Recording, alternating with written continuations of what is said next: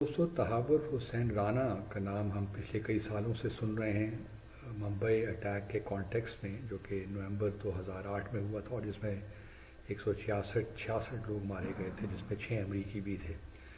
تحور حسین Rana origin تو اس کا پاکستان کا ہے، لیکن یہ کینیڈین نیشنل ہے اور بات ہم کریں گے ممبئی اٹیک کی، اور ممبئی اٹیک کا ہی ایک کہہ لیجیے ایک کیریکٹر یا ایک ایسا آدمی جو اس میں انوالو ہے، توکل رانا۔ جی ہاں، اس کے بارے میں کہا جاتا ہے کہ جی اس نے جو ہے وہ امریکہ سے اس کو پکڑا گیا ہے، گناہ اس کو واپس کرنا پڑے گا۔ پھر وہ ہاتھ جوڑ کے بھارت کے پاس آیا۔ تو بھارت صرف اور صرف یہ اپنے ہمسائے دیشوں کو کہتا ہے کہ بھائی بات یہ ہے کہ ہم آپ کے ساتھ ہیں، ہم آپ کو ڈیڈ ٹریپ میں بھی نہیں پھنسائیں گے، مگر یہ ہمارا بیک یارڈ ہے۔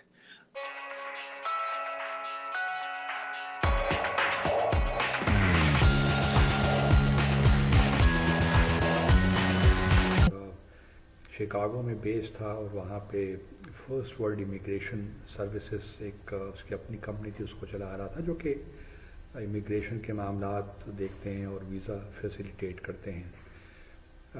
اس کا تعلق بتایا جاتا ہے ڈیوڈ ہیڈلے کے ساتھ بھی۔ یہ بھی کہا جاتا ہے کہ دونوں پاکستان میں ایک اسکول میں ایک ساتھ پڑھے بھی ہیں، پڑھے لکھے بھی ہیں، اور اس کے بعد ان کے کانٹیکٹس بھی رہے ہیں۔ اور تحور حسین رانا نے ڈیوڈ ہیڈلے کو کافی مدد کی اس کی فالس آئیڈینٹی بنانے میں۔ اس کے جو وزٹ تھے انڈیا میں، ممبئی میں خاص طور پر، تو اس کانٹیکس میں اس نے جانتے ہوئے بھی کہ ڈیوڈ ہیڈلے کیا کرنے جا رہا ہے، تحور حسین رانا نے اس کی مدد کی۔ پھر جب یہ اس کے بعد اس پہ شکاگو میں کیس بھی چلایا گیا تحور حسین رانا پہ، اور 2 کیسز تھے۔ ایک تو ممبئی اٹیک کا کیس تھا اور دوسرا جو کیس تھا وہ کوپن ہیگن میں۔ آپ کو یاد ہوگا کہ ایک اخبار نے حضور محمد صلی اللہ علیہ وسلم کے خاکے پبلش کیے تھے۔ تو ایک یہ بھی کہا جاتا ہے کہ اس کانسپریسی میں، کیونکہ ان کو قتل کرنے کا منصوبہ تھا، ان جنرل اسکورس کے پیچھے سارے لشکر طیبہ کے لوگ تھے، اور انہوں نے ایک سازش بھی بنائی تھی جس میں تحور حسین رانا کا بڑا کلیدی کردار تھا۔ تو ایک کیس چلا ممبئی کا بھی اور یہ کوپن ہیگن کا بھی، اور کوپن ہیگن کیس میں جو ہے وہ تحور حسین رانا کو 14 سال کی قید ہوئی، میرے خیال 2011 کو ہوا۔ لیکن ممبئی کا جہاں تک تعلق ہے اس کو ایکوٹ کر دیا گیا، اس میں اس کی کوئی کنوکشن نہیں ہوئی۔ اس کے بعد کووڈ کے دوران آئی تھنک 2019 میں اس کو رہا کر دیا گیا، لیکن پھر بھارت کے کہنے پہ 2020 میں بھارت نے ریکویسٹ کی کہ جی ٹھیک ہے، آپ نے تو اس کو ممبئی اٹیک میں ایکوٹ کر دیا ہے، لیکن ہم اس پہ مقدمہ چلانا چاہتے ہیں انڈیا میں، تو آپ اس کو ایکسٹراڈائٹ کریں بھارت۔ تو اس کے بعد یہ کیس چلتا رہا۔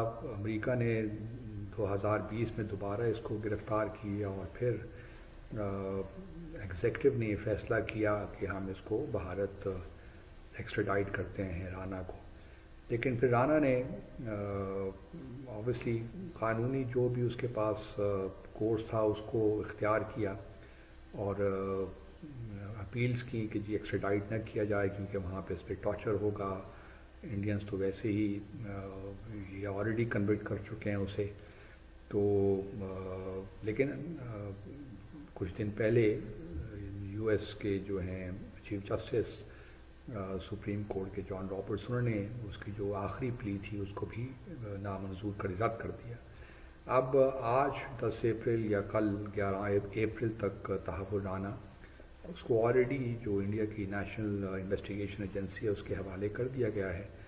تو اب وہ I think he is on his way to India, آج یا کل وہ انڈیا پہنچ جائے گا، اور خبریں یہی ہیں جو انڈیا کا میڈیا میں دیکھ رہا ہوں کہ اس کو تہاڑ جیل میں رکھا جائے گا، اور پھر مقدمہ چلا کر جو بھی سزا ہوگی وہ دی جائے گی۔ اچھا، اب تحور رانا کو اس طرح میں نے پہلے عرض کیا کہ جو ہے ممبئی کیس میں تو ایکوٹ کر دیا گیا تھا۔ اب کیا نئے ایویڈنس بھارت کے پاس ہیں، وی ڈو ناٹ نو، لیکن آبویسلی بھارت میں ایک ہائپ تو کریٹ ہو رہی ہے کہ جی یہ بھارت کی بہت بڑی کامیابی ہے کہ تحور رانا جو ہے وہ اب ایکسٹراڈائٹ کر دیا گیا ہے بھارت امریکہ سے۔ ڈیوڈ جو ہے ہیڈلے کے متعلق بھی یہی تھا کہ اس کو بھی ایکسٹراڈائٹ کریں، لیکن ڈیوڈ ہیڈلے نے پلی بار گین کر لی تھی، کنفیشن کر لیا تھا کچھ جو بھی 12-13 ٹیررزم کے اس پہ الزامات لگے تھے، تو اب اس کو نہ ایکسٹراڈائٹ کیا جا سکتا ہے بھارت، اور نہ ہی اس پہ دوبارہ مقدمہ چلایا جا سکتا ہے. تو وہ اس وقت جو ہے اپنا عمر بھر کی جو سزا ہے قید، وہ اس کو امریکہ میں پوری کر رہا ہے. تو اب یہ ڈیوڈ تحور رانا کا جانا اوبیسلی ایک بڑا زبردست ٹاکنگ پوائنٹ بھارت کو ملے گا کہ وہ بار بار لشکر طیبہ کا ذکر کریں گے اور یہ بتانے کی کوشش کریں گے. اس کا ذکر تو کم ہوگا، لیکن یہ بتانے کی کوشش ہوگی کہ جی پاکستان کی جو انٹیلیجنس ایجنسیز ہیں وہ اس کے پیچھے تھیں، اس سارے آپریشن کے پیچھے، اور لشکر طیبہ کی پوری سپورٹ تھی. ایک تو مجھے سمجھ نہیں آتا کتنے ماسٹر مائنڈز تھے. ڈیوڈ ہیڈلے بھی ماسٹر مائنڈ تھا، اور جو ہے تحور رانا بھی ماسٹر مائنڈ تھا، حافظ سعید بھی ماسٹر مائنڈ تھا، اور لکھوی بھی ماسٹر مائنڈ تھا، ساجد میر بھی ماسٹر مائنڈ تھا. پتہ نہیں کتنے ماسٹر مائنڈ تھے سارے اس کانسپریسی میں.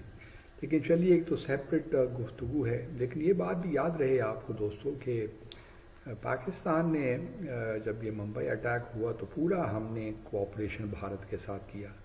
یہ الگ بات ہے کہ بھارت نے بہت ہی جلد بازی میں اجمل قصاب کو بھی 21 نومبر 2012 کو میرے خیال میں انہوں نے اس کو لٹکا دیا، پھانسی دے دی تاکہ کوئی ایویڈنس ہی نہ رہے. اور بہت سے لوگوں کا تو کہنا یہ بھی ہے کہ وہ جو ہے اجمل قصاب کا پاکستان سے کوئی تعلق نہیں تھا، بٹ یہ ڈیبیٹیبل ہے. وی ڈو ناٹ، کیونکہ اس کو اتنی جلد بازی سے انہوں نے، کیونکہ ہمارا ایک پاکستان کا جوڈیشل کمیشن گیا تھا لیکن وہاں اس کو ملاقات نہیں کرنے دی اجمل قصاب سے کہ اس کو وہ کراس ایگزامن کرتے، اس سے پہلے کہ ہمارا دوسری بار شاید جاتا 2012 میں، لیکن اس کو انٹرویو نہیں ہے، اس کو ہمیں کراس ایگزامن نہیں کرنے دیا گیا. اور اس وقت جو ہے کیس آپ جانتے ہیں کہ پاکستان میں چل رہا ہے، 6-7 ایکیوزڈ ہیں.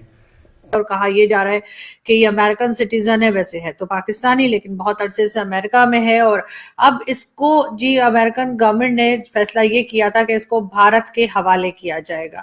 توقع رانا کو جی ہاں بھارت کے حوالے جو ہے کرنے کی جو بات کی گئی ہے اس کے اوپر جی اس نے اپیل دائر کی تھی اور اس نے ریکویسٹ کی تھی کہ اس کو بھارت کے حوالے نہ کیا جائے. لیکن اس کی یہ ریکویسٹ یا اس کی یہ جو درخواست اس نے دی تھی کہ جی اس کو امریکہ جو ہے اس کو بھارت کے حوالے نہ کرے، اس کی اس ریکویسٹ کو یا اس اپیل کو جو ہے امریکہ کی جو عدالت ہے، جو کورٹس ہے، انہوں نے ریجیکٹ کر دیا ہے اور اب اس آدمی کو بھارت کے حوالے کیا جائے گا. اس کے اوپر یقیناً پاکستان میں کئی لوگ پریشان ہوں گے، پاکستان میں بات کی جا رہی ہوگی. ویسے تو پاکستان نے ایک طرح سے جیسے ہمیشہ ہی ہماری عادت ہے پلہ جھاڑ لینے کی، تو کہہ دیا کہ جی یہ تو پاکستانی ہے ہی نہیں، یہ تو امریکن سٹیزن ہے، تو امریکہ جانے اور یہ جانے. لیکن ساتھ ہی ساتھ آپ اس بات سے انکار نہیں کر سکتے کہ یہ آدمی جو ہے یہ پاکستانی اوریجن کا ہے اور اس نے جو کچھ کیا وہ ثابت ہو چکا، اور اب اس کو بھارت کے حوالے کیا جائے گا. بہرحال اس کو کیونکہ امریکن عدالت ہو یا کہیں کی بھی کورٹس ہوں، وہاں پر اپیل دائر کرنے کی، اپیل کرنے کی جو ایک چھوٹ دی جاتی ہے وہی اس کے پاس بھی تھی، اور اس نے کوشش کی کہ اس کی یہ ریکویسٹ جو ہے یہ منظور ہو جائے کہ اس کو بھارت کے حوالے نہ کیا جائے. لیکن بہرحال اس کو بھارت کے حوالے اب کیا جائے گا، اس لیے کہ امریکہ کی جو عدالت ہے اس نے اس کی یہ ریکویسٹ یا اس کی یہ اپیل جو ہے اس کو ریجیکٹ کر دیا ہے. بہرحال یہ ایک اچھی خبر ہے بھارت کے لیے، اور یقیناً ایک بری خبر ہے اس آدمی کے لیے کہ اس کو جو ہے اس کی ہوئی اپیل جو ہے وہ ریجیکٹ ہوئی ہے.